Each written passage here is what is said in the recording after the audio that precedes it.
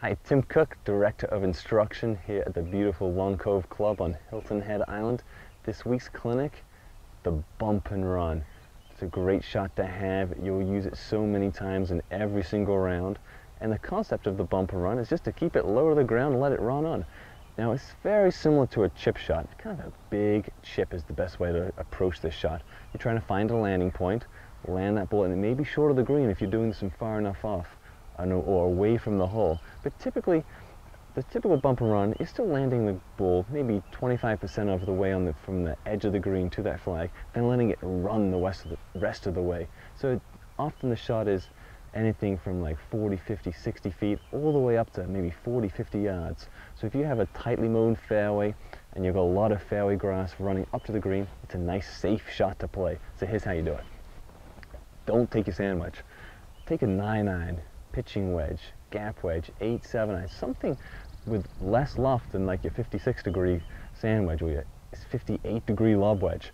I want more of a low trajectory, so we'll just use the lack of loft on the, say, the 9-iron that I have in my hand here to produce that lower ball flight.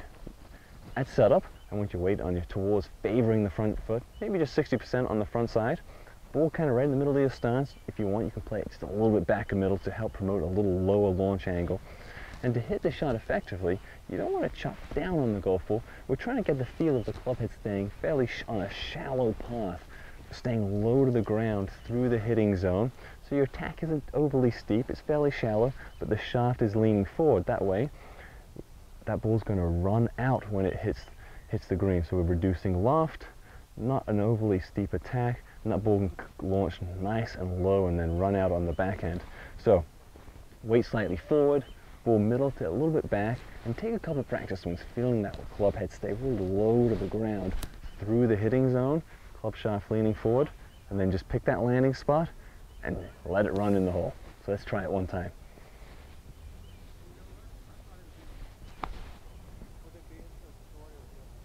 Okay, so that ball landed right near the edge of the green, chased on out right near the hole.